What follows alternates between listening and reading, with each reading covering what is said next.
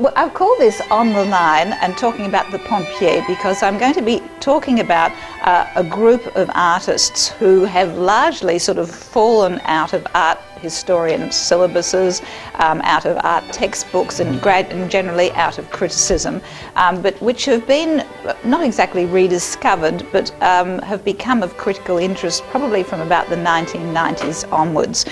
And so it is this group that I want to look at today. The next week we'll be looking at one of them in particular, which is Meissonier, and in the third one we'll look at Jérôme and Cabanel, who are sort of two of the key pompier painters. Now I'll be explaining to you what this extraordinary term pompier means in a minute. Now, when people sort of think about the 19th century, particularly the 19th century in France, and in fact in art in general, I think the first thing that comes to people's mind are the Impressionists. In fact, Impressionist works of art have become so generic, in fact, so recognised across all sectors of society that I was stunned the other night to sort of see Jalna Yogurt posing people in the positions of the déjeuner sur l'herbe. Right? So in other words, it is sufficiently recognisable for even public advertising to use this kind of representation. And in fact, if you wake up in an operating theatre, the first thing you see looking down from the walls is the bar from the Folies Bergère. And it's a bit the sort of visual equivalent of the kind of Beatles songs that they pipe you into the operating suite and you can't wait to be anaesthetised. Anyway, this is the sort of, what I'm trying to say is it's a very, very popular image. This is art of the 19th century. Well, why is it so popular? Probably because it appeals to a 21st century sensibility, particularly the concept of the artist, which in many ways is embodied in this self-portrait of Vincent van Gogh.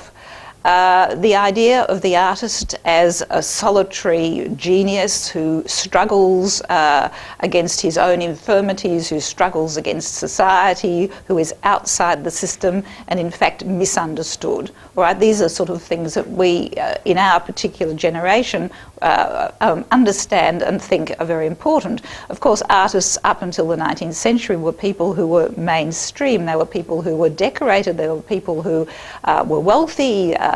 They had great prestige and so on. So this idea of the artist as the solitary outsider is something different. Someone who has a vision also, a vision of the future, is something that we also appreciate. But the other thing with Impressionist art is this idea, there are two things, I suppose, that make people think that they know it and understand it, is that it represents an eternally sunny day, an eternal happiness, which is also a 21st century and a 20th century cult. You have to be happy. If you have a moment when you're not smiling and joyous, what's wrong with me? You know, I need a pill. I mean, this cult of exhilaration, I really think, is something that relates to our generation, and particularly Renoir sort of clues into this. This idea of Arcadian, joyous sociability without a taint of social problems is his specialty. Now, as we'll see, in fact, these paintings allied the rather difficult social context in which he is painting. And in fact, we'll be looking at that very much at the end of the lecture. The other reason why people think that they understand Impressionist art, even though they're a greatly disparate group, is that it's probably the last art movement of the 19th century where you actually don't get a narrative, but you get forms that you can read coherently. After that, of course, you get the visual plane being broken up into cubism, then into abstractionism, and all of the other isms that come later. And so this is really the last of this idea of being able to sort of look at a painting and sort of think, oh, you know, with the old Renaissance idea, I can enter into this painting, you can go in through here, and you can be actually part of the experience. What I want to look at today then is the, well, you know, at the time that these people were painting, this is what, 1870s, I suppose, they were represented a very tiny group of the artistic production of that century. what about the other 93%? Now this 90 or 90% of people have fallen completely, as I said, out of textbooks, whether they're right-wing textbooks or left-wing textbooks. Everyone sort of agrees that what is known as academic art or pompier art is laughable, it's out of tune with society, it's sort of arid, it's cliched, it doesn't make any sense. In fact, now people have become more interested in it because if you actually, to understand modern art, you actually have to realise or look at what it was reacting against or what were the main dialectics that it was taking up. And you can't ignore the mainstream art production at the time if you are to understand it. What is happening, as we'll see throughout all of these images, is that the same sort of questions are being posed in a different way. You know, what is the nature of art? What is the role of art? You know, what is the concept of beauty? And in fact, it goes down to social ideas as to what is the idea of French identity. And particularly the French at this time were very much involved in the problems of the beginnings of democracy, the Third Republic, which was a very clerical Third Republic. So it's very important then to look at these artists and not to think that sort of art teleologically, progresses infinitely forward without actual hiccups going towards the past, which in many ways is what these painters are. You could call them the arrière-garde as opposed to the avant-garde. Now, the painters here, the two that I'm going to look at the beginning, this is Ary Scheffer. I mean, who, apart from the people who've been to Paris with me, has heard of Ary Scheffer? Who has heard of Haim, Picot, Debat, Pensant? Bonjour. Whoever has heard of these people? They've dropped completely out of agendas. No third-year art historian, at least art student at Melbourne University, would ever have heard of them. Now, what we have then are examples of academic art. Now, the Art Academy in France, which would dominate teaching at the École des Beaux-Arts, the Fine Arts School, and from which you would get all of the Salon painters, was begun in, I think it's 1648 by Louis XIV, because he wanted to control the artistic output of the court. As you know, he had great problems, and that's why he was domiciled out at Versailles. And he founded the Academy on the basis of the Accademia di San Luca in Rome, which had been founded by Vasari, amongst other people, to distinguish between painters and craftsmen. So there was the idea already that people who belonged to the Academy were people who had an intellectual pursuit. And I think this is something that's very important because academic art appeals to the intellect, right? And this is one of the major problems with, of course, Impressionist art. There was no intellectual content that was obvious. It was an art that related very much to sensations and to technique. So there was this idea of intellectualism, and as the Academy progressed through to the 17th, 18th century, it took up the debate which had always existed in these academies between with the distinction between line and colour. Right? Originally, the problem was between the Venetians with colour in the time of the Renaissance and the Romans with the problem of line and drawing. In France, that particular polemic is taken up around between Poussin and Rubens, right? Poussin, who is the drawer, the line drawer again, and Rubens, of course, who is interested in colour. And this goes on all the way through up into the 19th century, where you get the opposition between neoclassicism and romanticism. Neoclassicism looking at line and drawing, and romanticism, which is the sort of this explosion of colour and appeal to the emotions. So Ary Scheffer, in the 1840s, he was a great favourite of Louis Philippe. He taught Louis Philippe's children. Seems to have synthesised these ideas. He uses romantic subject matter. Here we have Dante descending into hell, seeing the two lovers, Francesco and Paola, who have been condemned to one of the circles of hell, I can't remember which, because it's a circle where you put if you indulge in lustful thoughts. Of course, none of us will ever go there. Now, this idea of the romantic theme of forbidden love was something which was very important, the unattainability of love which must remain platonic and so on. So there are these lovers down there, so that's the romantic idea, and of course you get the sort of swinging up across the diagonals to sort of involve you in it, but there's great emphasis on purity of line and on drawing. So there appears to be this sort of synthesis. Now, what has appeared out of this is what the artists, these academic artists, were trying to do, that through their technique of synthesizing these two styles, they would arrive at a form which was psychologically striking, and through that they would influence their audience to look at the painting and look beyond the form. Or in other words, no matter how banal, no matter how recognizable the form is, you go beyond it to the Platonic idea behind it. All right, it's a whole idea which is important. So academic art is going to work very much with allegory.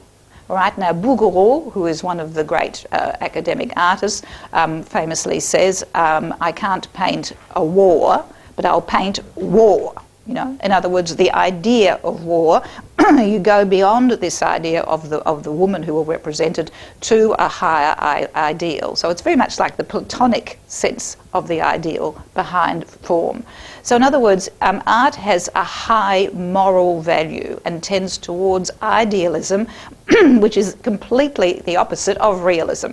All right, so you can see why there's going to be this huge clash with Impressionism and academic art. They're looking at the idea of art from different angles.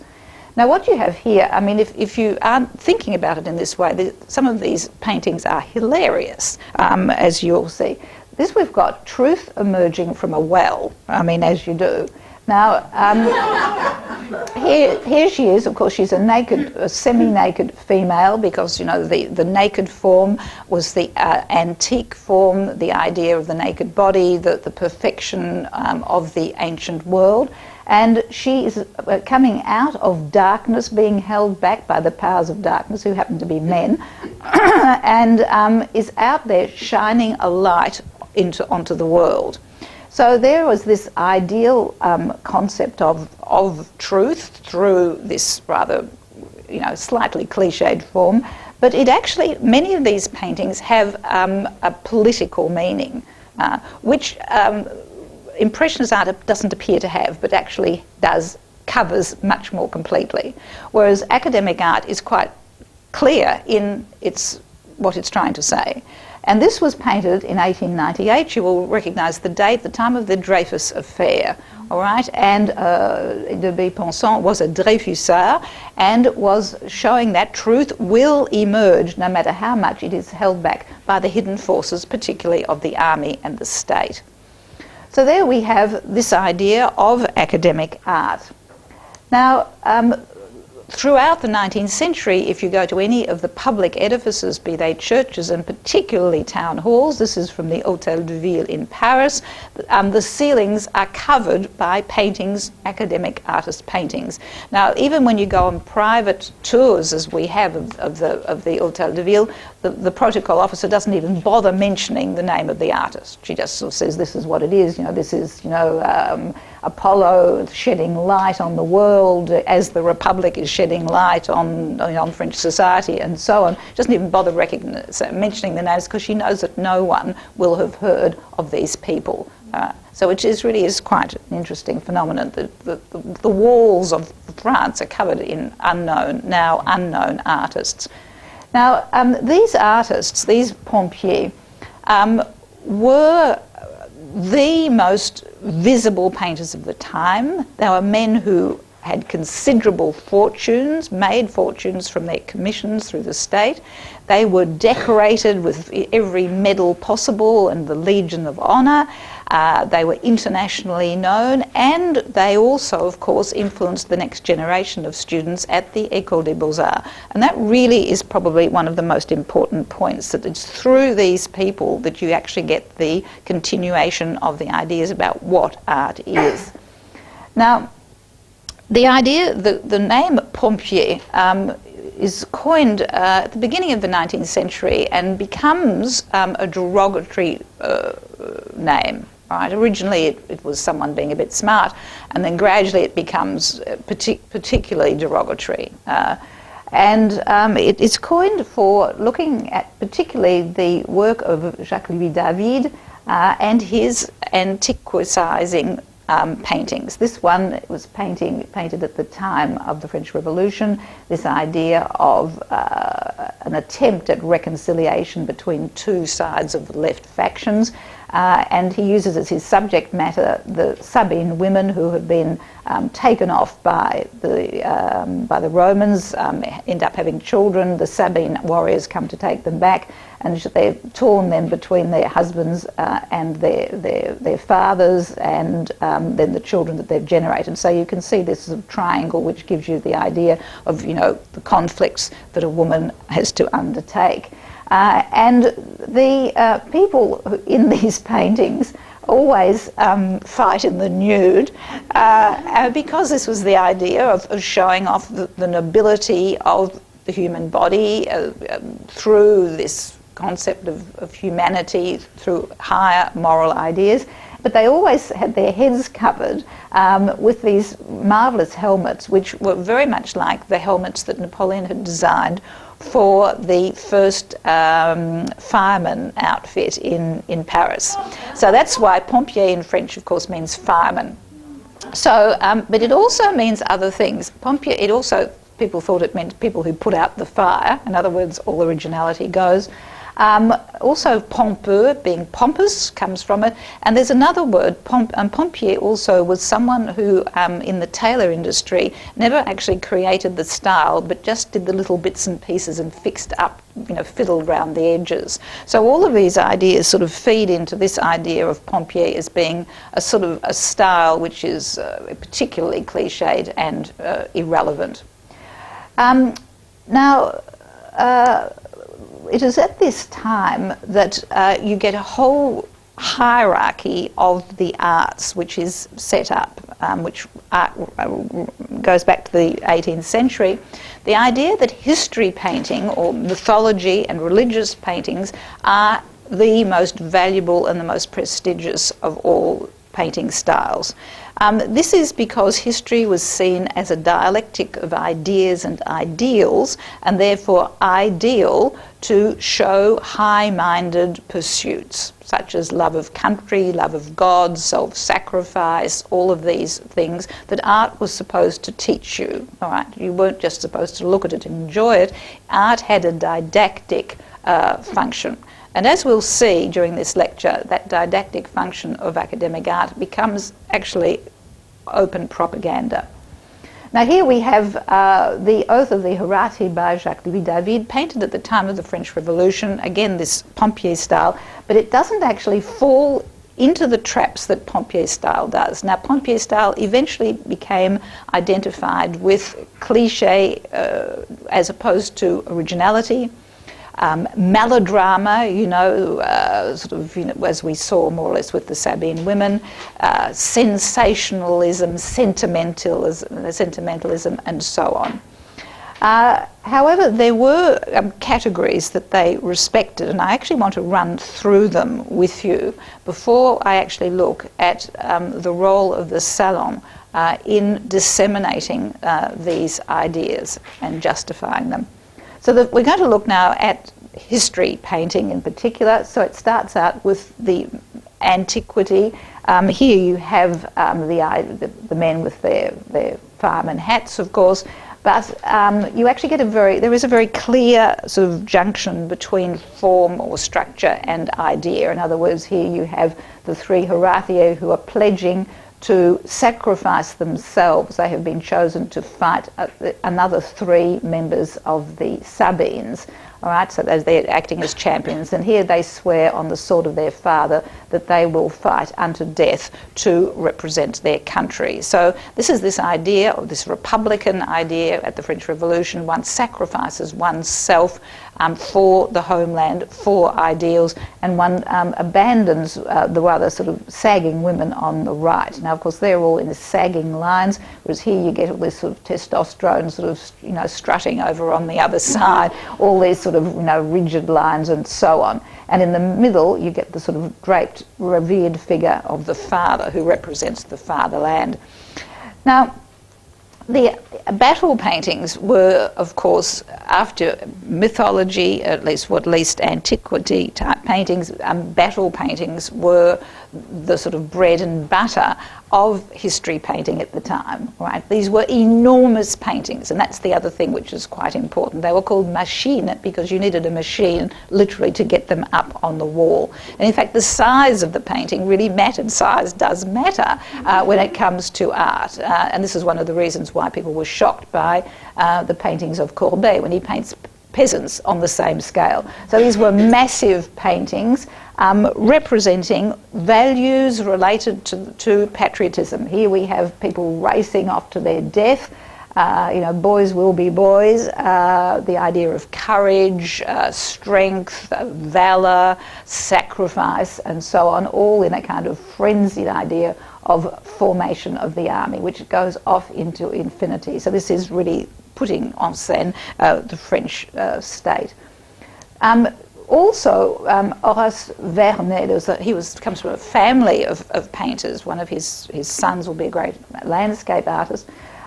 Is that they actually choose little episodes out of history. When you're not showing the absolute sort of valour, the blood, sweat and tears, you get little sort of vignettes taken out to sort of emphasise the humanity or the reality of the person in charge. I mean, no one had much time for, no one had time to chat to sort of Napoleon Bonaparte, so you actually have to have paintings of him talking sort of in these history paintings. And this is where he's just about to go off to the Battle of Aisne for yet another victory. The National Guard had been told to stay still. They only ever intervened at the last moment, and you get this young fellow here who's so enthusiastic. As the commander-in-chief goes past, he steps forward and says, en avant, let's charge. And Napoleon turns round and sort of says, who says that? A young bearded fellow, fancy telling his commander-in-chief when he's won 20 Europe, campaigns, then he should be allowed to do it. So you get this idea of, the dignity of Napoleon, listening even to the shouting of one of the soldiers as he goes off to his victories. So, in other words, it's this familiarisation with the historic past, the great moments of French history. But the other thing that's quite interesting with this academic style is that you think, these must be right-wing people, right? Because they're winning these commissions and so on. Well, it's not altogether true. Some of them came out of the July Revolution of 1848 and were quite anti-clerical and had to be pulled into line often, as we'll see, by Napoleon III, who uses them. He doesn't want to waste their talent. He's going to manipulate them in very clever ways. But before you get this, you get these massive paintings. Now, those of you who went with me last year to Rouen, do you remember seeing this in the, this was de la Roche, the trial of Joan of Arc. Now, here you have foregrounded the church, right? The power of the church, this massive triangle of red, and there in the background you have the sort of the meek, submissive Joan of Arc, who actually has some divine light thrown on her. He's staring at her, but she's looking beyond to this source of inspiration. So this is this idea, again, the great moments of French history. If it's not Napoleon, it's Joan of Arc. Now, Joan of Arc, of course, was very popular in 1848. People had sort of forgotten about her for quite some time. She wasn't even a saint. She, in fact, she doesn't become a saint in 1901, but she was rehabilitated because she appealed to everyone. This was a time politically when there was a problem between the Bonapartists, the monarchists, the religious people, and and the Republicans. Now, she actually appealed to Republicans because, of course, she came from the people. She appealed to the monarchists because she put the king back on the throne. She appealed to the church, of course, because she was, she was a saint, wasn't she? She was about to become a saint. So she sort of crystallised all of these issues, and this was when the people started pushing for her to actually be canonised. So this art reflects that. The other thing, now Laurens, no one would ever have heard of him. Again, I've just come back from Toulouse and looking at the town hall at Toulouse, and look, guess who's painted the entire town hall of Toulouse? It's Laurens. Turns out he's painted most of the town hall in Paris as well. Now, he also is extremely anti-clerical, and here he goes back to these, again, the great moments of French history, where you have Robert the Pious, who is being excommunicated by the Pope because he won't renounce his wife, who's his second cousin. And he decides he's going to stand by his decision to marry her. It was a political decision. He actually got an awful lot of land, but that's passed by that. And you get the moment has been painted where you get the church exiting, in grand histrionic style, and poor old Robert the Pious left in this empty space with his decision of, facing possibly eternal damnation. He's dropped his sceptre, his wife's clinging to him, but he's still on the throne and he has not been moved. So there's this sense of high moral character which is being shown through art.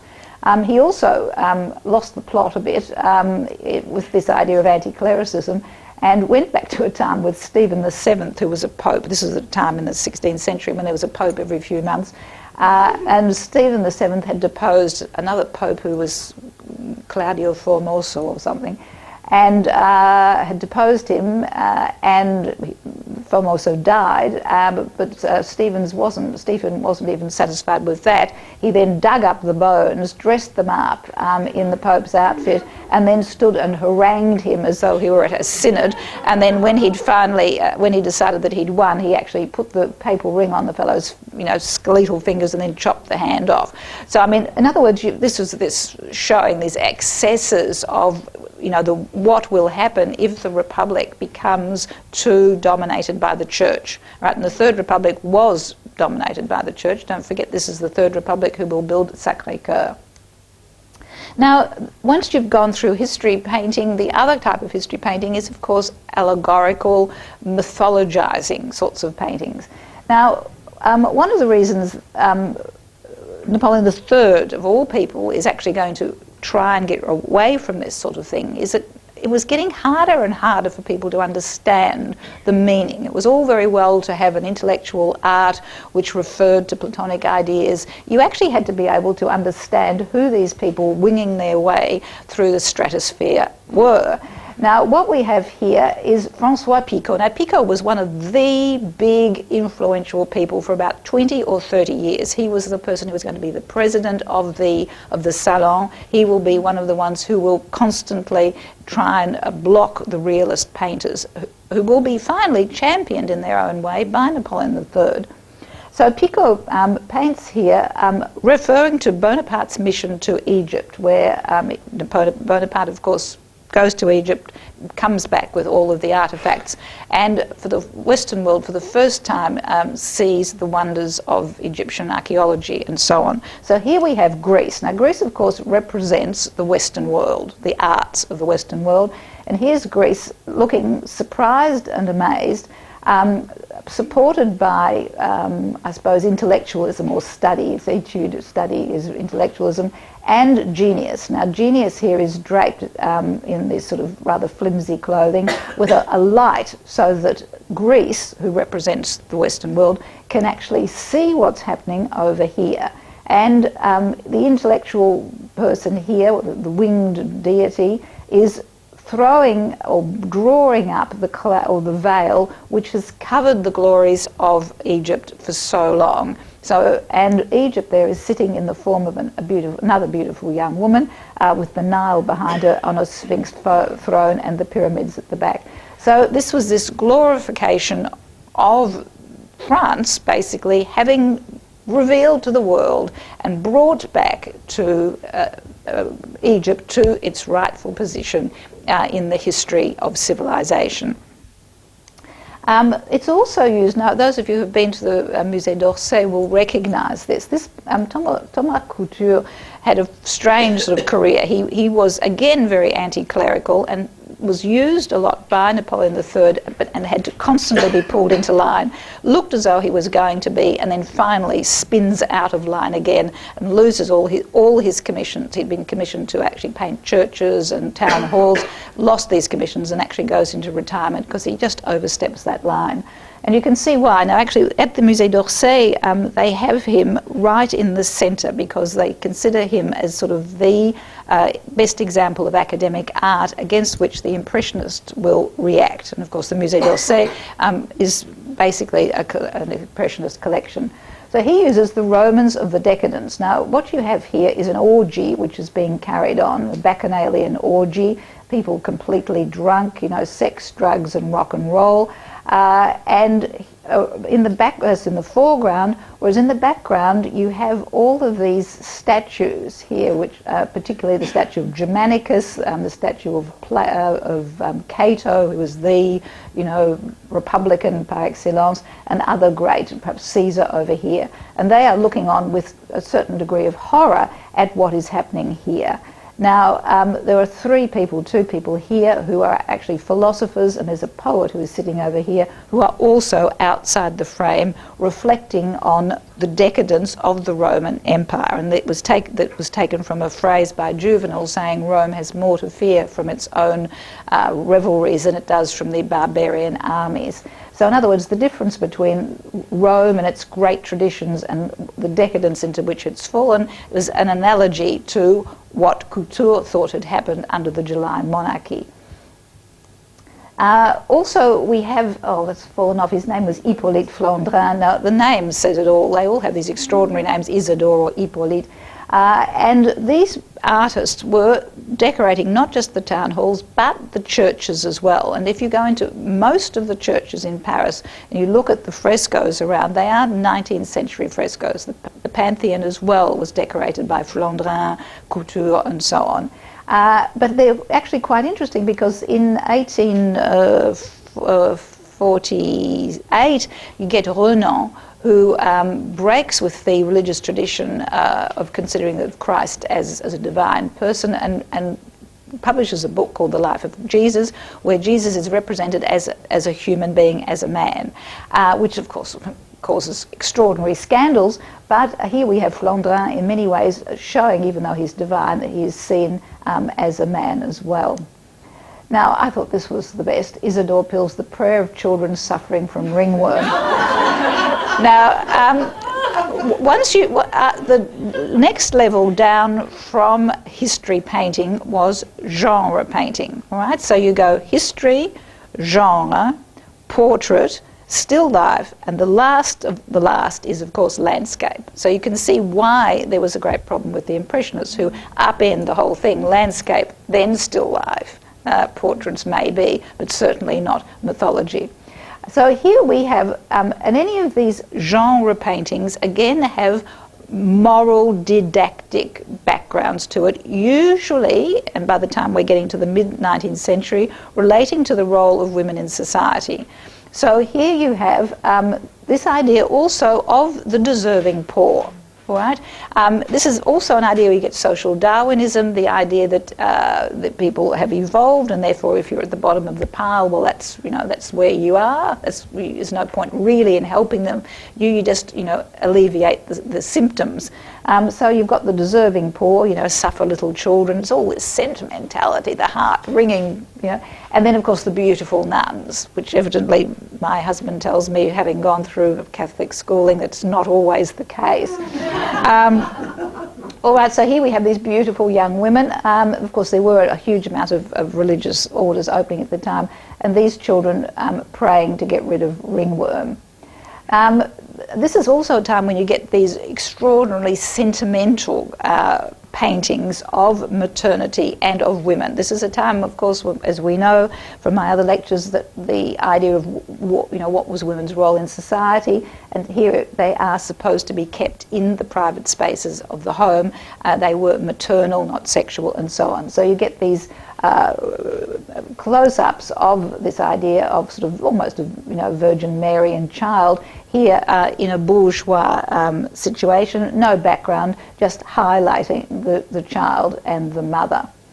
Also, Bouguereau, now he of course is going to be one of the great pompier artists of all time, who paints again these scenes which very much represent the idea. Right now, so here we have a woman here whose heart is awakening, this idea of women who are sort of pure and virginal and a bit like, that idea of Sir Lancelot passing by, the Lady of Shalott seeing him in the mirror and, her heart begins to beat. So this idea, this woman is halfway between the Virgin Mary and the ideal idea of womanhood. The technique, of course, is quite interesting. It's exactly the opposite of what the Impressionist technique will be. It is using a dark ground, and of course the Impressionists will use a light ground so that it comes forward. You get a dark ground so that you get a receding space, which will give you this idea of a three-dimensional situation that you can walk into. You have the technique is to use a very fine brush, putting layer upon layer of paint with chiaroscuro, and then layers and layers of varnish to give it an incredibly, what they call a licked finish. So in other words, there are no brush strokes can be visible, so the painter himself is absent, all right? With Impressionists, of course, have brush strokes there where you see that this is a painting made by a person and that the artist himself is participating in this creation of an image. Here it is a timeless image which is created. And the idea was that if you abandon this timelessness of the image, you actually were abandoning a whole tradition of beauty as well. And it was the lack of chiaroscuro almost meant immorality. Now the other kind of paintings that you get in this series of pompier art is Charles Giron of the Two Sisters. You get the fairly didactic ideas of situations, great contrast. So here you have this idea, this is a high moral situation where you have two sisters. One has become a courtesan and is looking fantastic in this outfit with a beautiful carriage, sweeping in front of the Madeleine. And here you have her sister who has married a worthy workman, all right, who is, of course, holding the baby as if. And, of course, she has 3 children, one for mum, one for dad, and one for the country, as Tony Abbott says. All right, so he's done exactly the right thing there. Very nice and clean, well-dressed. These are the deserving poor, all right? These are people who are, the backbone of the country, and she is admonishing, or heckling, we would call it now, her sister as she comes down the Champs-Élysées. It's not the Champs-Élysées, in front of the Madeleine. So this idea of good and evil, morality, immorality, black, white, virtue, vice, etc. Now, of course, the other thing that you would see many of when you went to the Salon were, of course, nudes. Now, the nude, according to Bouguereau, is not supposed to stir any other feelings except the exhilaration of the intellect, as the intellect would be exhilarated by a mathematical equation.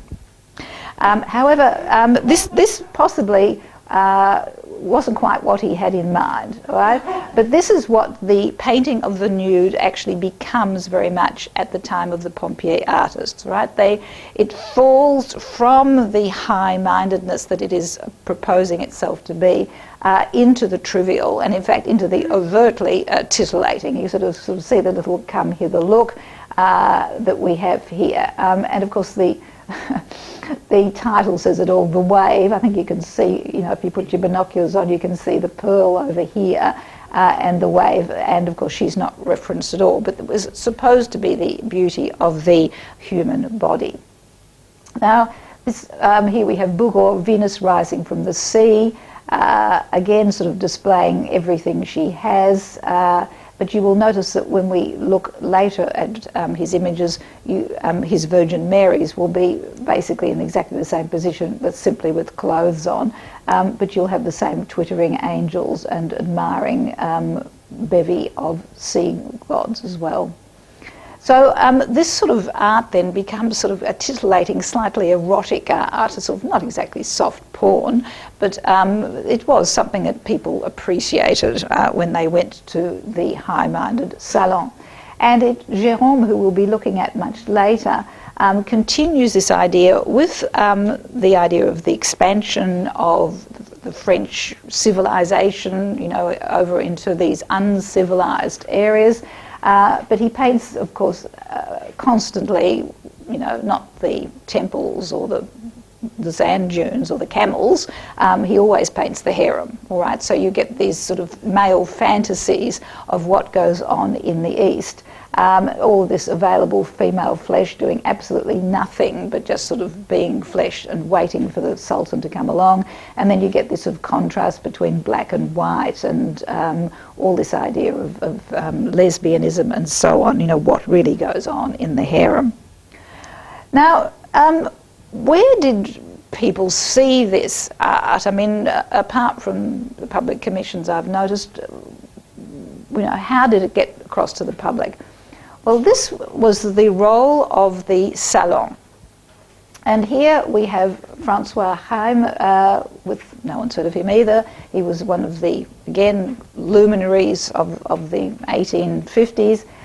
We have a painting of Charles V, who was the brother of Louis XVI, one of the Bourbons, who has continued the practice as started with Napoleon Bonaparte of awarding artists medals. Bonaparte was very, very clear that visual propaganda was extremely important to maintaining his role in society. And from that time onwards, the honouring of artists at the same level as great generals and so on was continued. So the Legion of Honour was often, in fact always, given to those who won the prizes at the time of the Salon from about the middle of the 19th century onwards. So there was this idea of artistic excellence and being the equivalent of patriotic excellence. Now, what we have here then is an interesting way of showing these paintings, but I'll talk about that in a moment. Now, the Salon then was the arm of the Academy, and which worked with the École des Beaux-Arts, which didn't, by the way, teach painting, it taught drawing, all right? You had to start from sketching sketches, and then after you'd gone through that, you then sketched plaster casts, and once you sketched plaster casts, you then went to the Louvre and you copied other paintings, but you only at the end started to paint. Now, and this will be reformed by Napoleon III, who will start forcing people at the École des Beaux-Arts to actually learn how to paint. People thought painting was nothing, it was drawing that was important. They had won, the Academy had won the battle over what was important, drawing or line or colour. So these people, it was absolutely essential for a painter's career to succeed at the Salon. Now, up until the French Revolution, painters had been the only people who could really put their work up to be exhibited were people who had been chosen already by the Academy and the École des Beaux-Arts. This was then abolished at the time of the French Revolution, where anyone could put their work up, and the Salon continued during the Revolution, which was very interesting. It was considered as such an important part of French identity, or Parisian identity at least, that it continued. After the Revolution, this became unmanageable, and a jury system is instituted, which will become one of the major sticking points towards the reign of Napoleon III, and which will lead up to the great Salon of 1863, where we have the Salon of the Refused. Now, what happened was that to be able to, what you were competing for then, with having your work exhibited, was public recognition. No one actually, you couldn't really exhibit your work anywhere else. There were private little galleries, but they were very not mainstream at the time.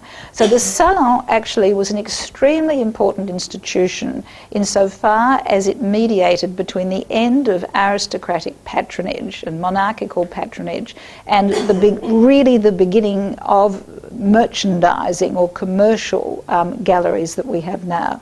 So really for about, I suppose, nearly about a century and a half, it played that role of putting art out into society. Now, the painters who exhibited there then and who would be chosen to exhibit, they had to be French, they had to be single, they had to be, of course, male, and under 30. Not many of us would qualify. And then they were put away for those that went through the competition and were finally singled out, were then cloistered away for 72 hours and then had to produce a history painting of merit. And the person who won this would win the prize of Rome, the Prix de Rome, which meant they were sent to Rome, to the Villa Medici, for 5 years to copy the old masters. And these people who won the Prix de Rome, their reputation and fortune was made, right? Now, the worst thing that could happen to you would be to be rejected by the Salon, because you were given a great big R on the back of your canvas, and of course who would want to buy a painting which has been rejected and has, you know, virtually got a sort of a tattoo on it showing that it is considered inferior. So this was a very important showing place, but it was annual for a while. And it was called the Salon because the place that the paintings were originally exhibited was in the Salon Carré at the Louvre, right? Now, by the 19th century, the Salon Carré was too small, and from 1855 onwards, the Salon would be on the Champs-Élysées at the Palais de l'Industrie, and it was there right up until that was destroyed for the exhibition of 1889. Now, this was then, the sticking point was the fact that you had to have a jury. Now, the jury, in the time that we're interested in, which is from about 1848 to 1900, was a conservative jury. These were people who were selected from amongst people who themselves had won the Prix de Rome, who were decorated painters, who painted in this idealizing tradition, and who had, you know, formed other generations of painters like them. So these people were elected, and by the time you're getting to 1863, you now have something like 5,000 paintings, you know, being presented, which have to be looked at within a couple of days. And so the jury comes together. I think I'll just actually show you what they actually looked like in 1903, the sort of rather strange collection of top-hatted men with their walking sticks behind a rope, perhaps so that they wouldn't attack the painting. Sometimes, Napoleon III was supposed to actually smack the bottom of one of Courbet's nudes with his riding crop. He wasn't a happy chappy. So here you actually have the way in which they vote. So the painting would be held up and it would not be given much scrutiny, and so almost a year's work of work could really go within a few minutes. So they would say by raising their canes whether it was to be exhibited or not. Now, those people, clearly there were people who were going to be accepted more or less by their name. It was the other painters who hadn't made a name for themselves who were going to be at risk. Now, according to the number of votes you got, your painting was exhibited in a visible or a less and less visible position. Now, the paintings who were given unanimous support or almost the highest level of vote would be hung on the line. Now, on the line here would be probably around here, which was supposed to be on eye level, all right? Those that got lesser votes would be skied. In other words, they'd be placed right up high where they could hardly be seen at all, but at least, of course, they're accepted. Now, what you have here is a curious manner of exhibiting. You have all types and all genre, albeit they would have been probably mainly in that top history allegorical sort of genre structure, next to each other. So you'd get, in fact, you get religious paintings here with sort of mythological scenes, with passions of Christ, with, you know, gored beasts, and all sort of juxtaposed. And this eventually, at the time of the Salon des Refusés, had been at least sort of structured a little bit better, where they began to exhibit paintings according to who had painted them. So, for example, you can imagine alphabetically in the room M, you would have had Millet, Meissonier, Morisot, Monet, Manet, an extraordinary sort of group of disparate artists. Now, this form of hanging is, of course, at variance with the way in which things are hung nowadays, this idea of constantly covering the pictorial space. So this is the way in which everything, even in bourgeois interiors, were arranged. You didn't, it's a bit like my place, you don't ever have a tiny space. Everything has to be crowded, there has to be a million things. Now, this had evolved from what looks like a mess. Actually, the way in which, at the time of the Grand Tour, paintings had been evolved, paintings had been hung. Now, at the time of the Grand Tour, you had these gentlemen, English gentlemen, who bonded across class, or with other members of their class, through their ability to recognise certain elements in art. Right? There were certain ideas and certain catchwords and certain phrases and concepts that they all had to know, and one collected art and bonded with other people, even across national borders, through these ideas. So here we have, Zoffany has in the tribune at the Uffizi, you have all of these English gentlemen here inspecting a collection of paintings, and the paintings were hung here according to this debate, again, which has always been going between drawing, disegno, and colour. And here you have drawing, which is represented by Raphael, and on the other side you have colour represented by Rubens. Now, Zoffany has actually drawn or painted these, you know, in a virtuoso sort of coup, painted them extraordinarily well. This was Sir John the Baptist, which at the time was attributed to Raphael, the Virgin of the Goldfinches, the Rotondo Virgin here. On this side you get the Dutch paintings over here, which represent colour. So the other thing which has been, so you would, the people would be comparing and contrasting again. So that's the way things were hung there. Also, you would have foregrounded here the importance of the female nude, which becomes one of the main reference points at the time of the Renaissance. And these people here are discussing it because it is, of course, the Renaissance is the rebirth of the ancient world, the rebirth of the importance of the female form. So therefore you have the Venus here who is depicting that. So all of this dialogue was going on in this particular painting, with the men themselves actually becoming part of this artistic tradition. They were aware their portraits are in there as part of this this structure of painting, the importance of their class. So this is one of the origins, I suppose, of this extraordinary hang, which loses the, you know, the contrast between drawing and colour, and simply becomes the cluttered thing that we see now. Now, the Salon wasn't just something that made or broke people's reputations, it was the society event of the year. Here you have the Fridays at the Salon, with all of the ladies who lunch are here, all of their husbands are here. One had to be seen at the Salon, particularly the bourgeoisie. You actually then get a whole series of comic paintings. Here you have 4 o'clock at the Salon.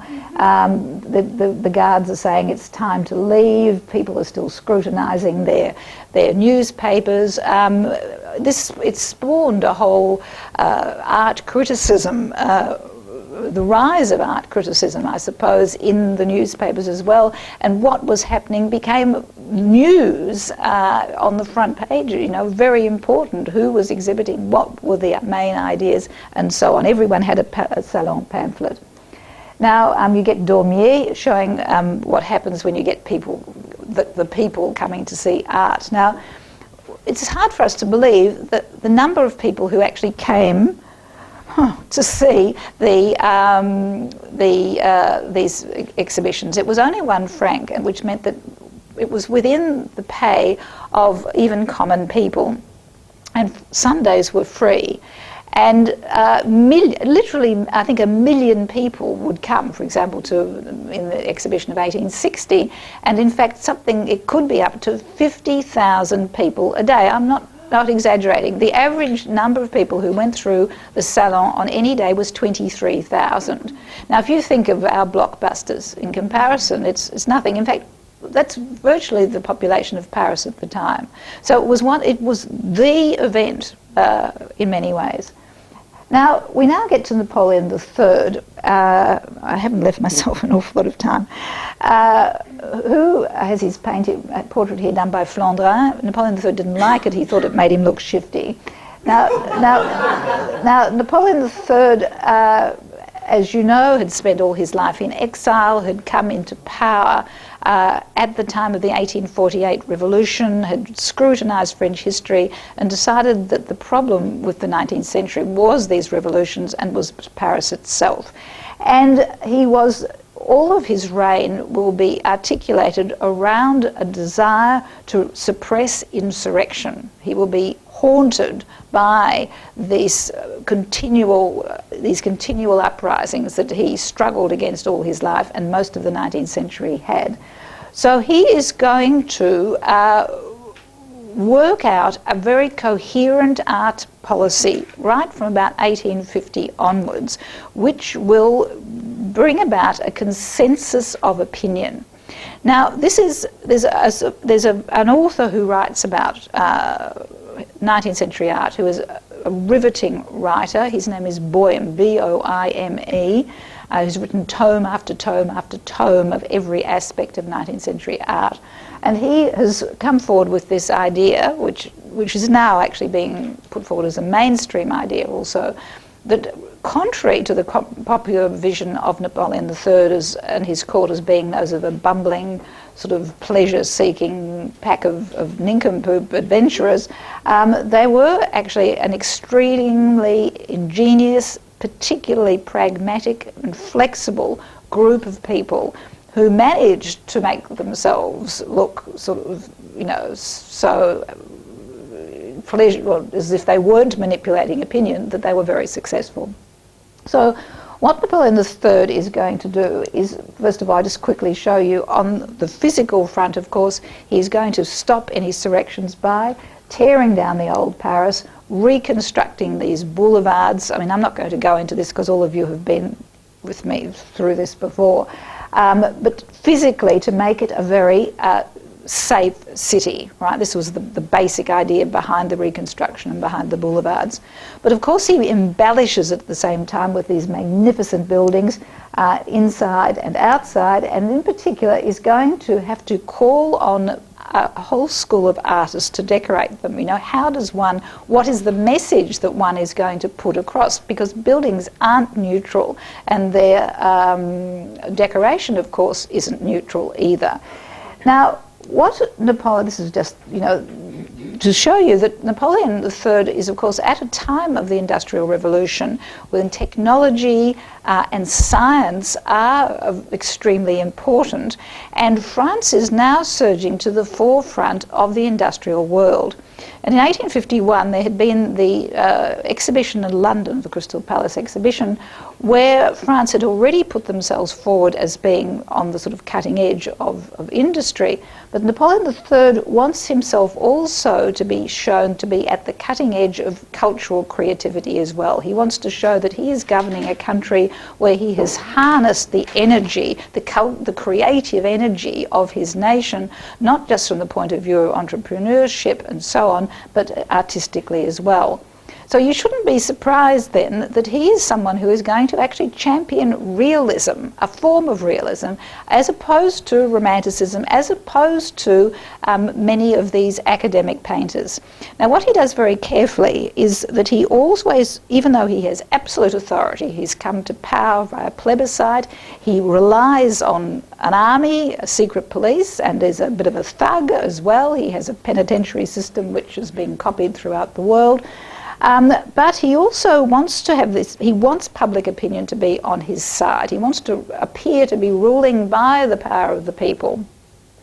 He does this very carefully with the press. He has his own press, you know, the conservative press, but he also manages to get into the, you know, shareholders of the Republican press, lean on them sufficiently to make it known that it's in their interests one way or another to sort of go along with his regime to a certain point. So in other words, he influences the opposition and manages to sort of have his own Republican newspapers who actually then publish sort of modified criticism of him. You know, they champion the revolution of 1879 and so on. Things that won't actually affect him, so that he can look as though he's someone who has, you know, he has authority. He's so much in power, it doesn't matter. He can allow other people to have their voice. Now, he's going to do the same thing in the artistic field. He's going to actually try and lean on academic artists and on the École des Beaux-Arts, who won't really go along with him, so he actually gets rid of all of the people who are in charge of it and puts in charge of the École des Beaux-Arts his own men, one of whom will be the Duc de Morny, his half-brother. An extremely sophisticated man who spent also a lot of time in London, who's responsible for bringing over horse racing, amongst other things. A very enlightened man who writes music, writes plays, is someone who is an indefatigable supporter of his half-brother. And he is the person who is going to influence the construction of the Salon under Napoleon III. The other person who will be brought in is no other than Emilian O'Hara de Nieuwekerke, who's French and comes from two illegitimate lines from Dutch and back, and who is again an extremely pragmatic, ingenious, flexible, sophisticated man who will work with the emperor, his half-brother, and Food and some other people as well. Now, he has the advantage of being the lover of Princess Mathilde Bonaparte, Napoleon III's cousin, who was very influential in the Salon scene as well. Here we have Donatius's painting of her. So this is the Salon, you know, that one had, you know, for example, this would almost be considered a salon. You know, you have weekly meetings where people talk, not the salon of the artists. Now, Nieuwekerke implemented this idea of the juste milieu, the idea of leaning on the academy artists to paint more towards Napoleon III's regime, and he also leans on realist artists who aren't as right, as left-wing as Courbet and Millet, who will then, through their realism, also represent a consensual opinion of Napoleon III's regime. So in other words, through art, he's going to make it obvious that he is not left-wing and not right-wing, but he's accepting of other sort of ideals. Now, Nieuwekerke then has these Fridays at the Louvre, again, where he invites all of the artistic who's who. If you actually look, this is Delacroix is there, Ingres will be there, some of the realist painters, not the Impressionists, but Impressionist art is impossible to think of without the support, in many ways, of this how would I sort of say, surreptitious support of realism by the court of Napoleon III, and his interest in science and his interest in promoting industry and the idea that his regime is a modern regime. So at the Salon of 1855 then, not the Salon, the exhibition of 1855, which is going to sort of, you know, really show the British, you know, how pathetic their Crystal Palace was, he actually institutes for the first time the importance of the fine arts, and he has a retrospective, Napoleon III has a retrospective of the works of Delacroix and Ingres. Now, this is sort of a kind of a twilight of the gods. Delacroix, who represents colour and romanticism, his arch-rival Ingres, who represents line. Now, already these people have been tainted by their association with the Bourbon regime, with the Orléans regime. Napoleon III fates them as great artists of the time, but more or less shows that this is the end of that. We need a new art. we need a living art. So these are the paintings which would be exhibited by these painters. This one, however, would not be exhibited. Liberty Leading the People, it was kept in a cupboard because, of course, it is openly praising revolution, subversive ideas, and that is not what Napoleon III had in mind. Here we have Ingres. You can see the difference, can't you, with the colour, and here with the emphasis on line and the importance of, history painting. Meanwhile, sort of back at the Salon, again, this is what the Louvre used to look like, with people painting, copying. At the Salon of 1863, we now have Nieuwerkerk, who is in charge, but we don't have the Duc de Morny, who has such a position at the time. And of the 5,000 artists or 5,000 paintings that are presented, only 2,000 are chosen. Manet, amongst others, even Meissonier, go to see Nieuwerkerk to complain. Napoleon III hears about it and hot-foots it down, himself personally down, to inspect these paintings which have been rejected. All right? Now, Napoleon III was uneasy. He was at a time when he really needed support. This was the time of the collapse of the Mexican adventure and so on, and he could not afford to have a scandal breaking in the press of him looking as though he was a reactionary. So he went down there and immediately proclaimed that this was to be a parallel salon of these refused artists. Now, I mean, a lot of the artists didn't want to re-exhibit because they didn't want to be seen to be exhibiting in an inferior salon, of the refused, in other words. However, it did mean that, again, these artists, many of whom were Impressionists, would actually be viewed. And of course, that is what you have to have. You can't paint in a dark room and never be seen. The Impressionists were given oxygen in many ways, so people might deride them, but at least they knew they were there.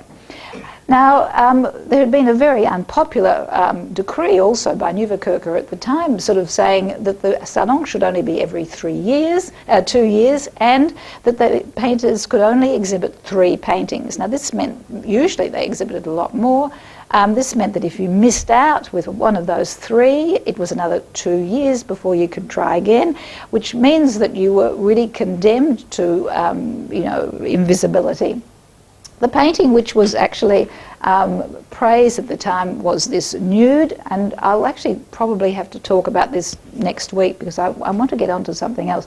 Of course, this was academic painting at its typical style. Napoleon III loved it, as he of course would, and bought it for his private collection. But he was showing, of course, that he had bought something from the refused Salon and from this. He was even-handed. He is an art appreciator.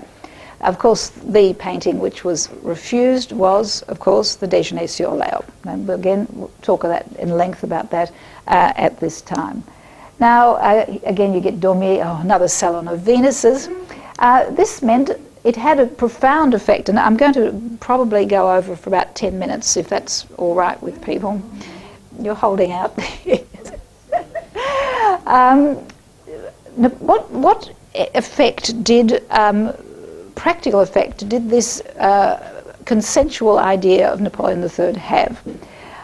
First of all, in history paintings, it meant that he wanted a realistic approach. In other words, it had to look as though, not exactly were photographic, but it was no longer to be simply allegorical. So here, Meissonier has painted the Battle of Solferino. Now, this is a new way of looking at battles, all right? We haven't got the fellows charging headlong across the canvas as we did with Détail. Here we have a very static vision with Napoleon III out in front. I mean, you need to have a microscope with huge, binoculars as well to see who it is or even see these people. But what it is not showing him charging or speaking or anything. He is shown as the man in command. And this is because you needed a new type of battle painting because battles had become different. You now had long-range artillery, and battles were much more with intellectual processes, with the commander-in-chief standing at a distance, working it out as on a kind of a chessboard. So the new kind of battles, the new victories, needed a new painting, and we'll talk about that in detail next week. Now, Meissonier had had to be lent on a bit because at the time of the 1848 revolution, he had been on the barricades and had painted the bodies in the streets of Paris. Now, this was a particularly unsettling kind of art that Napoleon III did not want glorified. Insurgency was his bugbear. So he leans on, and in fact it's not him, it's the Duc de Morny, through his sophisticated sort of invitations and patronage and sort of camaraderie, who turns this around to some degree, and Meissonier abandons his rather subversive painting and goes back to what he paints best, which are these cavaliers, which look as though they're completely anachronistic. But in actual fact, they have a background to it. This man is protecting the secrets behind this door, as the state of Napoleon III actually is protecting itself. You need to be, someone is there is an authority figure who will look after the state. Now, Jérôme is brought in, however, to paint allegories also. I mean, Napoleon III didn't particularly like this, but there was a demand for this sort of thing in public buildings. And here you have Jérôme's The Age of Augustus. Now, this is one of these convoluted things where you have Augustus, of course, who was supposed to have the new age of Rome. He's supposed to have said, I came to Rome, it was a pile of bricks, I have left it covered in marble and gold. So here we have the marble and the gold, Augustus with his hand on Rome, symbolised by this person. And of course, in the age of Augustus, you get the birth of Christ, who is down in the front. You get the barbarians who are always revolting here and there, who have been subdued and are looking on in admiration, referring to Napoleon III's colonial policy. So in other words, you have the new age of the Second Empire, where Christianity and high ideals will be protected, and you will get this sort of new age appearing. So it's, in other words, what you are going to get, on the one hand, you're going to get this sort of propaganda painting, which is partially academic. You know, the academic style has been harnessed by Napoleon III, but also, as we'll see, will be the realist style. Now here we have Napoleon III, who's the future emperor. Now, Napoleon III comes to power as the Prince President, finds that he can't be re-elected after 4 years. There's some kind of administrative problem, so the only thing to do will be to stage a coup d'etat like his uncle. So he starts out harnessing support by whistle-stop electioneering, you know, as we are now used to, going through the provinces, and he can do this thanks to the implementation of the railroad system in France. So he whizzes down to Saint-Quentin, which actually, by the way, was one of the areas which had voted against him when he had been elected as Prince President. So you have to go to those marginal seats, of course, don't you? So there he is down there, of all things, not just kissing babies, but he's actually giving people medals at a horticultural show. All right?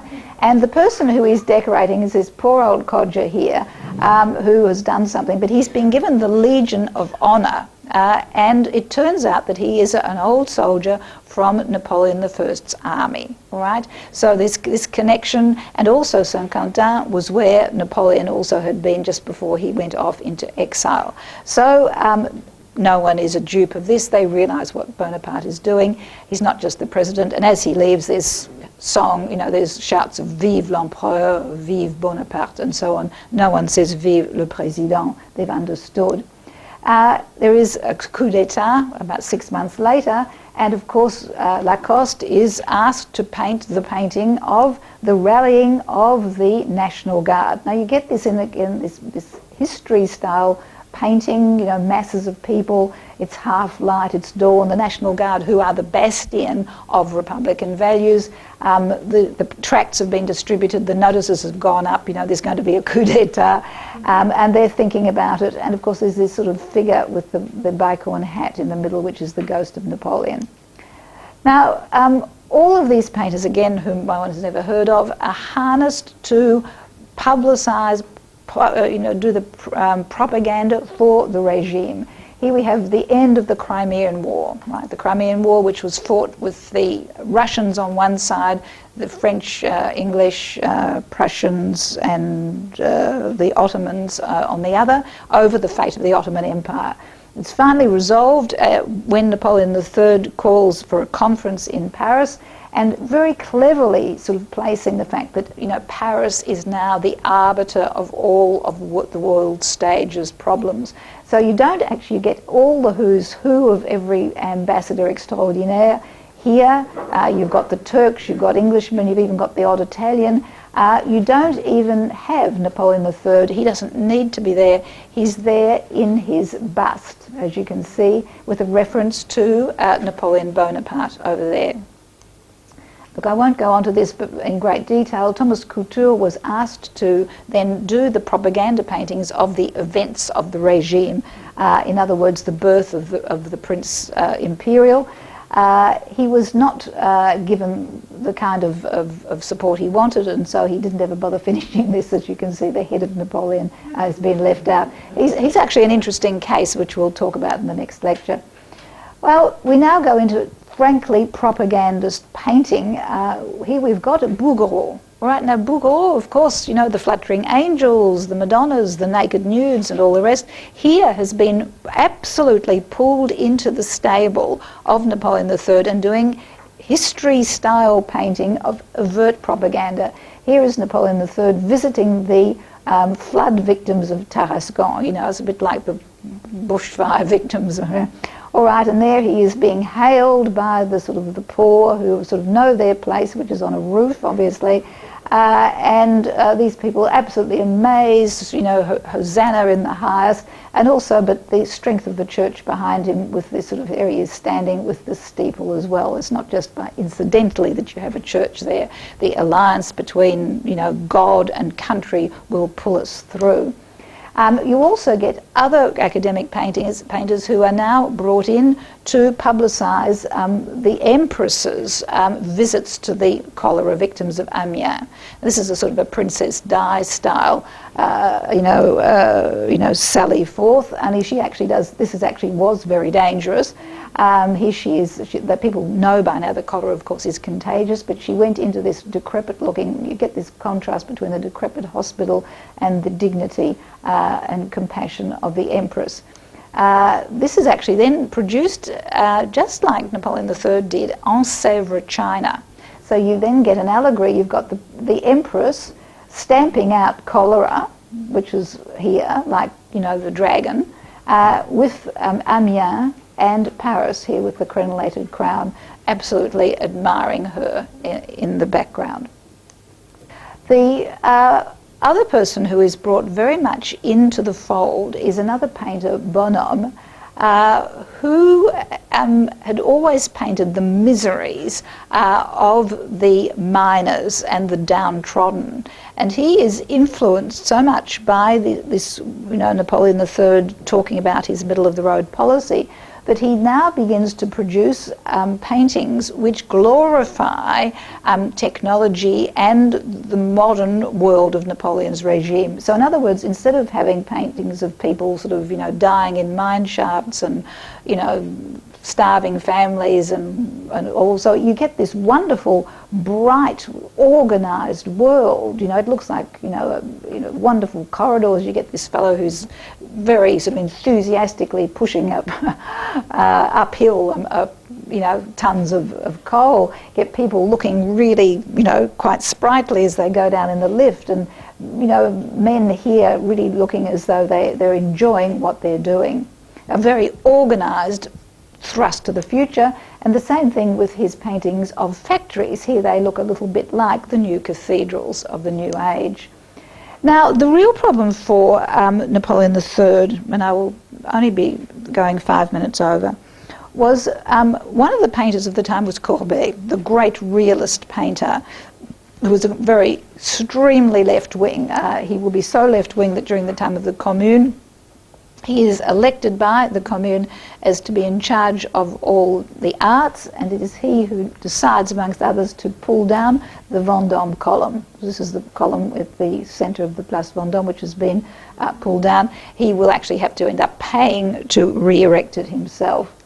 Now, he paints very left-wing paintings, particularly the people of the provinces. Now, the provinces were very important to Napoleon III because they were basically monarchical. They'd often voted against him, and there could easily be uprisings in the provinces. So therefore he needs an art which is going to represent his regime there, whereas you've got Napoleon, you've already got Courbet showing this idea of what has happened. People are being left in the provinces.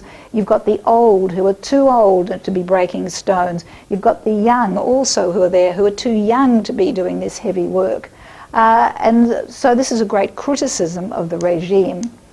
You've also at the same time got Millet, whom we would hardly consider contestatory. In fact, it's a bit chocolate boxy, but he also was a thorn in the side of Napoleon III. This image of the timeless importance of the peasant, the traditions of France which were being threatened because the towns were being filled with these workers, and there was only the really poor, the women, the children, the old left there to maintain the values sacred to France. So Napoleon III then is very worried about these sort of visions of women, even though it looks like a sunny, evening, carrying heavy burdens and so on. So Jules Breton is going to be very heavily lent on when he submits, so it looks as though he's about to submit a painting of the peasants. It's sent away and said, look, how about you remove this? What about if you add that? And if you do this, we can more or less guarantee that you will have your painting accepted. Well, Jules Breton was a young painter, and he sort of said, well, that's terrific. In fact, in his autobiography, he sort of says he's absolutely stunned at his own success. And this was because he was painting according to the precepts of Napoleon III, who wanted an art of the provinces, of the fields, which was middle of the road, that showed his influence. So here you don't have just a couple of solitary-looking, soulful ladies. Here you've got a lot of activity. Everyone's really getting into it. And in fact, he's got this person here about to blow a whistle. And what happens here is that he now had instituted gleaning laws, which meant that you couldn't just, anyone could glean. No, gleaners were people who went along and picked up the bits that were left over after the harvest. They were the poor of the poor. So now you actually have a system, the French are very good at administration, where you have someone you can glean between 5:30 and 5:45 on a Sunday afternoon, and of course you have someone who will then blow the whistle, gleaning over, So this is this idea of a regime which is, everything's controlled, just the way the city of Paris was controlled with its boulevards and its balconies. Here you have someone overlooking it. The empire, his motto was l'empire c'est la paix, the empire is peace and security. Here you have it even in the fields. He also works with de Bas-Pensant. Now this is the man who had truth jumping out of a well. Here you have a painting with very realistic style. Can you see the academic style, the build-up of different layers, and a peaceful-looking idea of rural activity. You have the family, the building block of the bourgeoisie, the basis of French society, the father over there with the oxen, the idea of traditional France, and the mother and two children all enjoying themselves as they tend their own little corner of the vineyard. Under the empire, you too will have your own corner of life. Just quickly looking at the difference between Millet's spinner and Jules Breton's spinner. All right, very much a person whom you can identify with. Now, just the last thing about this then is someone who, or a type of painting which was very much supported by Napoleon III, was animal painting, animalier. Now remember, we've spoken about the importance of dogs and pets. People were becoming very interested in animals in particular as showing, as symbolising, I suppose, the rural traditions of France. And the great animalier, or the great painter of this, was Rosa Bonheur, and she is so famous at the time that she's even painted by another academic painter. Here she is with her arm around a bull and her painting things in her hand. Now, this is what she actually looked like. Now, she was an unusual woman at the time. First of all, she was a woman. I mean, and that's quite something. She was actually awarded the Legion of Honour.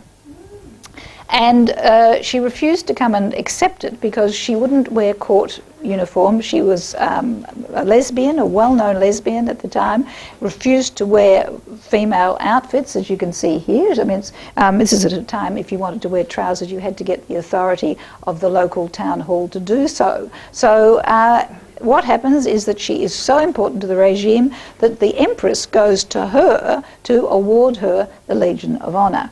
Now, what did she paint that was so important? Well, she painted animals.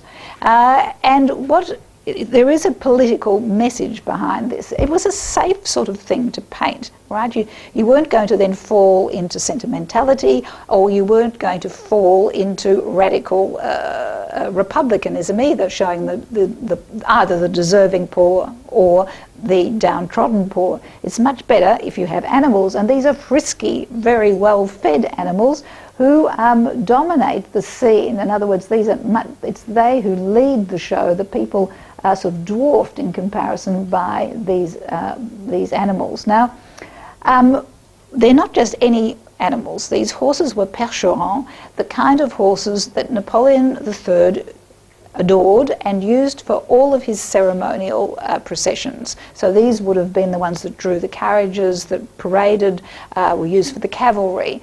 The second thing is, of course, that the Duc de Morny had introduced horse racing from England. He was responsible for the Prix Longchamp, the Prix d'Auteuil, and makes thoroughbred racing so important. So this then is in many ways a kind of tipping of her hat to this regime, which has become sort of internationalised and has brought about international prestige for its horse breeding. The last one I'm going to show you of hers is ploughing in the Nivernais. Now again, it's the importance and the power and the strength of these bovine creatures which are just move inexorably across the picture plane, across these furrows. You know, this is this idea of the strength of the rural sector, all right? The importance of these areas in the regime, going back to basics.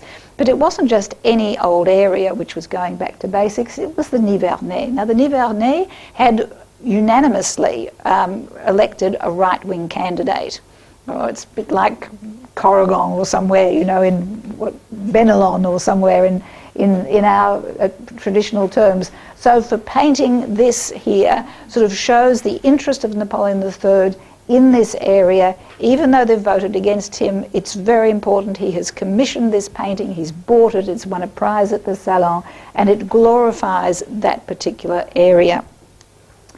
1870, of course, his regime finishes. There's the bloodbath of the Commune, right? Remember, the Prussians besiege Paris. The Republican government decides to sign a treaty with the Prussians. The Parisians won't accept this treaty and set up the Commune, their own left-wing government. So the Republican government has to move outside to Versailles and attempt to negotiate with these communards, who by now have declared the new republic. All right, there's this continually going back to the idea of the real French Revolution.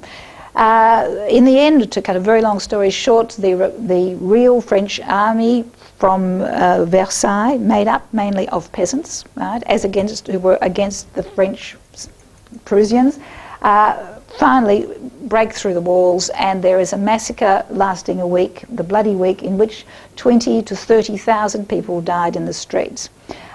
These were the barricades which were set up. These were the pathetic coffins of those who were mown down. And the Third Republic takes over and comes into power.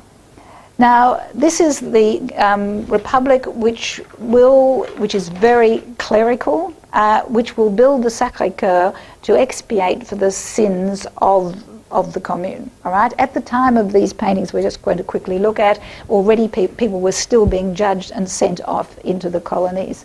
So here we have Bouguereau, who has left for a while his fluttering,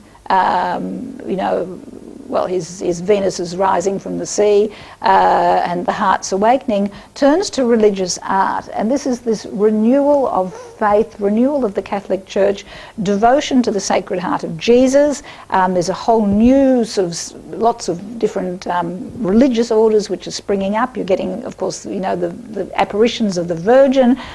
So there's this new religiosity. And Bouguereau uses his considerable academic skills to emphasise this and is patronised by the state. However, you now get a different type of academic painting which is now supporting the Third Republic. And the Third Republic is the one which is going to institute scholarity for everyone, all right, even down to the age of 5. So here you have this very sober look, this very organised lines, right, of the little ones here who are writing on slates, these ones who have got up to writing on paper, these people who are actually, most unlikely classroom I can imagine, who are actually, talking to each other and saying, I say you haven't done that L the right shape.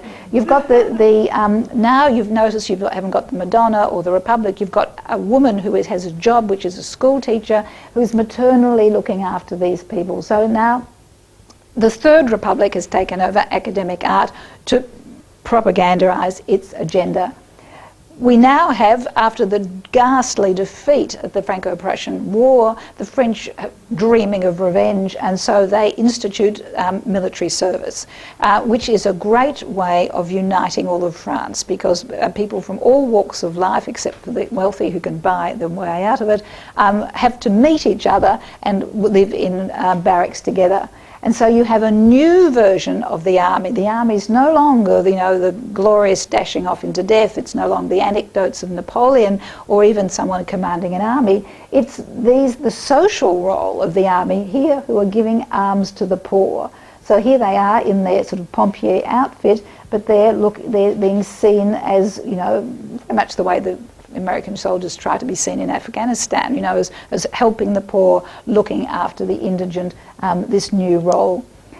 Meanwhile, you get Détail, who is the pupil of Meissonier, who paints what the real feeling under the Third Republic, this desire for revenge, revanchard. And here you have all of these soldiers who are now, trainee soldiers, 2 years they had to be in barracks so that they had a standing army, and they are on the battle, they're out on a bivouac, and they are dreaming in the sky. Half of the painting is the dream of revenge. They're dreaming of the great glories of the past, the Napoleonic armies here going across the sky, and the armies of Napoleon III, of the great battles of Solferino, and not talking about Sedan. So at least you have the people here dreaming, and this is what one dreamt. So this is really academic art, not at its best, but at its most cliched in many ways. So I want to just now then finish in 1876. Now, when was this bloodbath of the Commune? It was 1871.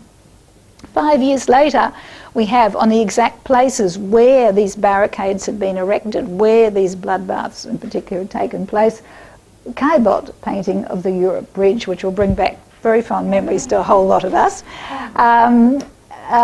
What we have here is the new city, all right, which, glorification of Ostman's city, but in particular, glorification of the technology, but also a very interesting comment on class structure. You have here the workman, you can see he's a workman by his blouse.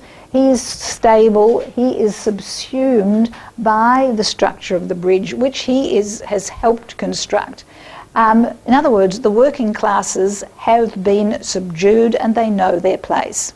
When meanwhile, the bourgeoisie is dynamically moving towards us in its entrepreneurial style. Now, one of the reasons that one has to explain the ferocity of the fighting and the fact that the communards, before they were finally gunned down to the last man in Père Lachaise, the reason for their burning of Paris was the fact that they were the working classes who had been pushed to the outskirts of Paris by Napoleon III. And they were coming down from Montmartre to reclaim the centre of Paris as their ground. And when they were, this was the final uprising of the 19th century, and it was so ferociously put down that it would never happen again. France suffered greatly. There were no artisans, there were no workers. It was almost on the equivalent of when the Huguenots had been driven out of France. France's population collapsed to some degree. So what the Impressionists are doing here is they are completely eliding this extraordinary cataclysmic event. It is not mentioned, it is not referred to in the slightest way in their art. Caillebotte, in this way of subsuming this idea of the rebirth, the new dynamic spaces of the new Paris, and in particular my friend Renoir, who of course always paints this eternal summer's day. He's painting the Moulin de la Galette, probably about a block down where what they called the abattoirs took place, where people were summarily lined up against a wall. No one even wanted to know whether they were innocent or guilty, and mowed down with the machine guns, which of course makes the French Revolution of 1789 look as though it was a kind of Red Cross auxiliary affair. So, in other words, Renoir then, in a painting that looks as though it is depicting real life, is eliding immense problems. He's eliding all the social problems, the exploitation of women, the exploitation of the workers, but particularly what has just happened.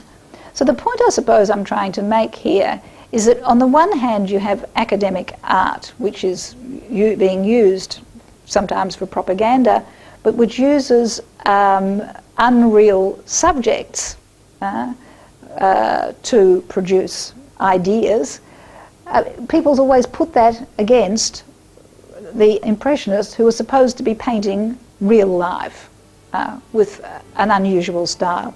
In actual fact, I suppose what I'm saying is that both of these types of artists had very, very strong political agenda, which were affected by the regime that was in place. And the Impressionists themselves were very affected by the regime of the Third Republic and were lent on to some degree to produce these images of regeneration and restoration of a new France. Voilà, thank you.